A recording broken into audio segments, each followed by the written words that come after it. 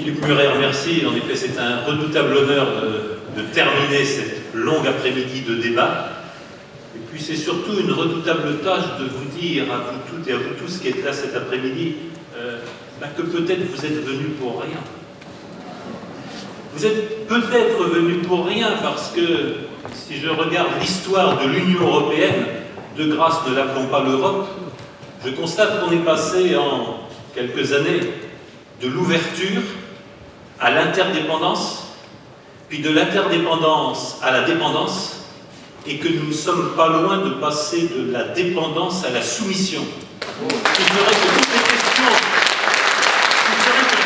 que vous nous êtes posées cet après-midi n'auraient tout simplement pas de sens. Alors, permettez-moi de retracer très brièvement une route en 3 ou 4 étapes.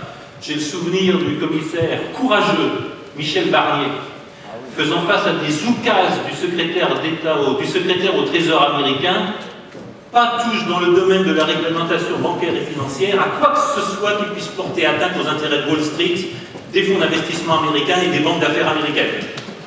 J'ai quand même un peu connaissance des, des instructions ou des incitations données à Madame Merkel pour qu'elle réalise en ce moment l'agenda, par exemple, du général Wesley Clark, le commandeur en chef des armées de l'OTAN, grand bombardeur des Serbes, qui dit explicitement « Ma mission est de détruire l'unité des nations européennes ». Angela Merkel, dans son cavalier seul avec la Turquie, est en train de remplir cet agenda américain, et c'est le 3e crime que l'Allemagne commet contre la civilisation européenne en un siècle. C'est en train de se passer la nouvelle étape qui est devant vous, mesdames et messieurs. C'est tout simplement que si l'Union européenne signe le traité de libre-échange transatlantique, le fameux TTIP, qui a d'ailleurs son petit frère dont on parle trop peu avec le Canada très prochainement, c'est pas la peine de débattre de quoi que ce soit en matière budgétaire, monétaire et économique, tout sera plié. Puisque vous savez que toute décision politique d'un État européen qui porterait atteinte aux intérêts des investisseurs internationaux, et vous trouvez ça dans tous les domaines, sécurité alimentaire, protection environnementale, normes du travail, etc., ferait l'objet d'un arbitrage international devant une cour privée, dont on sait qu'elle condamnera les États européens à indemniser les investisseurs internationaux. C'est tout simplement la fin de toute notion de souveraineté politique. Il faut le dire clairement, c'est un enterrement de première classe pour nos démocraties. Ça veut dire tout simplement que pour moi, est digne de présider la France, qui affirmera aux Français que quel que soit leur choix, ces choix présideront au destin de la France.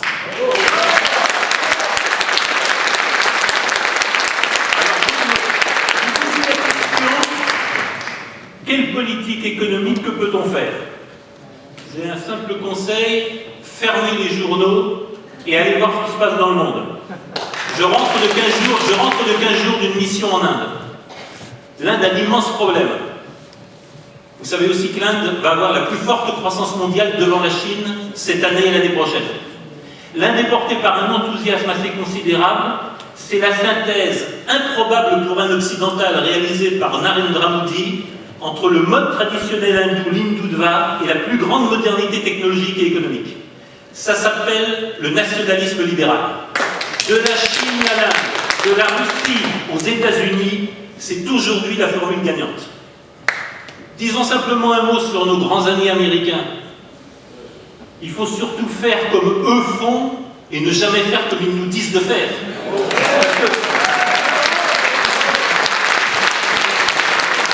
Je m'amuse toujours quand j'entends parler de l'hyperlibéralisme américain. Oui, hyperlibéralisme américain à l'intérieur, mais à l'extérieur, hyper-nationalisme. Pensez-vous que les Américains discutent, négocient sur quoi que ce soit qui touche à leur intérêt national? Pensez-vous que quand il s'agit de détruire la filière nucléaire française, ce qui est à l'œuvre aujourd'hui, ça a commencé avec Alstom Energy, c'est en train de se poursuivre avec Areva et EDF. C'est l'advocacy center, c'est la concentration des intérêts privés et publics américains qui a lieu, et aucun moyen de la guerre n'est épargné pour obtenir ce qui va servir l'intérêt national américain. Donc le nationalisme libéral marche, ça veut dire les règles du marché, la liberté contractuelle à l'intérieur et à l'extérieur, la défense absolue des préférences collectives et de l'intérêt de la France et des Français. Sera digne de gouverner qui sera prêt à payer le prix, quel qu'il soit, pour que les préférences des Français et l'intérêt national soient défendus hors des frontières dans toute négociation. Ça s'appelle.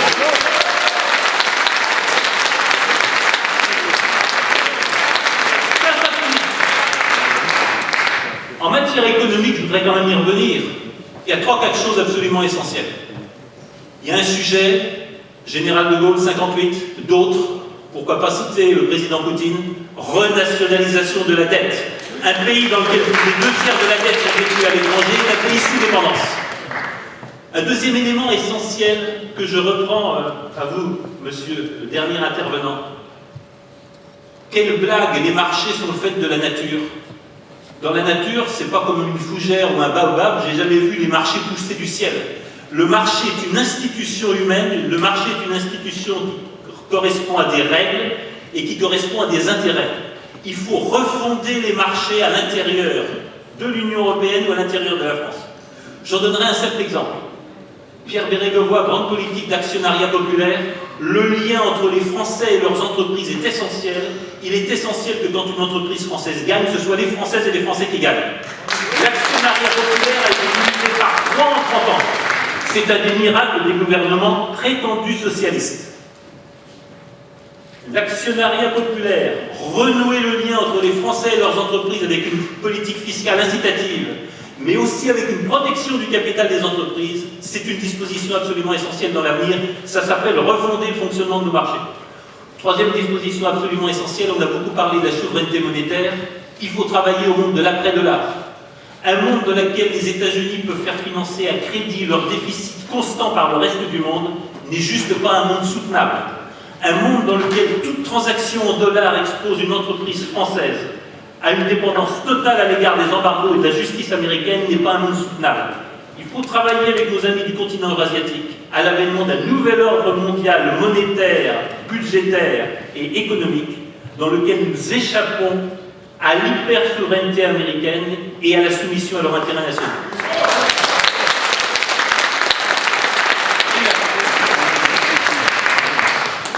Puis le dernier point dans ce domaine économique, c'est tout simplement sortir de l'économisme triomphant.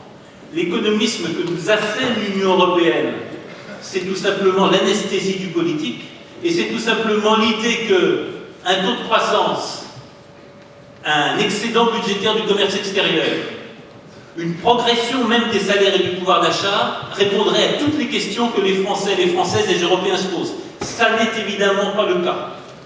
Ça n'est évidemment pas le cas, et rompre avec l'économisme dominant. Se rendre compte qu'à certains égards, la croissance peut poser autant de problèmes dans les années à venir qu'elle ne va en résoudre, c'est tout simplement se préparer, ouvrir le chemin du politique et ouvrir le chemin du retour à ce qui est le propre de nos peuples, la liberté de décider eux-mêmes de leur destin. Alors je voudrais terminer, parce que j'ai probablement été long et Philippe va me faire les gros yeux, je voudrais terminer sur un point absolument essentiel qui, peut-être, a été ici peu évoqué.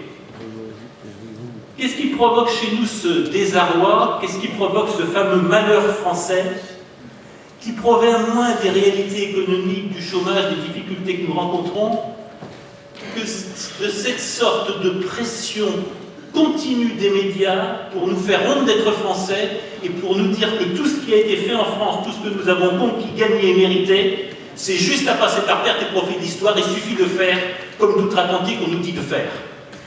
Je crois que la clé de la souveraineté et la clé de notre débat économique de l'après-midi, et c'est une grande tâche politique, c'est la tâche d'une plus grande France. C'est la tâche de cette France dont Boutros-Ghali disait c'est le plus beau compliment qu'on puisse faire à la France. Partout dans le monde, le français est la langue des non-alignés. Cette plus grande France, c'est celle qui doit faire passer un message qui est attendu en Chine, qui est attendu en Inde, qui est attendu dans tout le reste du monde. Les droits de l'homme, c'est très bien. Les droits absolus de l'individu. L'individu sans racine, l'individu hors sol, l'individu sorti de toute détermination, ça donne naissance à un monstre. C'est le monstre du transhumanisme et c'est peut-être la pire menace totalitaire qui nous attend pour le XXIe siècle.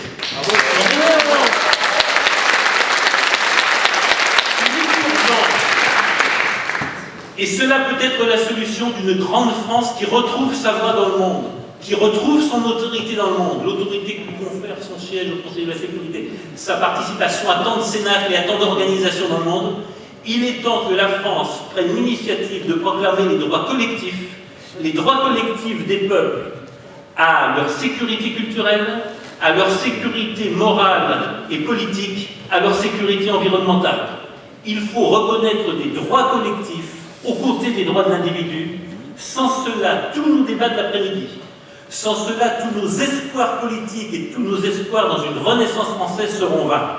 La diversité de peuples libres de leur destin, la diversité de peuples protégés dans l'espace par leurs frontières, dans le temps par leur identité et par la transmission de cette identité, c'est la garantie du bien le plus précieux qui nous rassemble cet après-midi et qui vous rassemble tous et toutes ici. Ça s'appelle la liberté politique. Et regagner, reconquérir notre liberté politique, c'est la grande tâche de ceux qui seront dignes de conduire la France.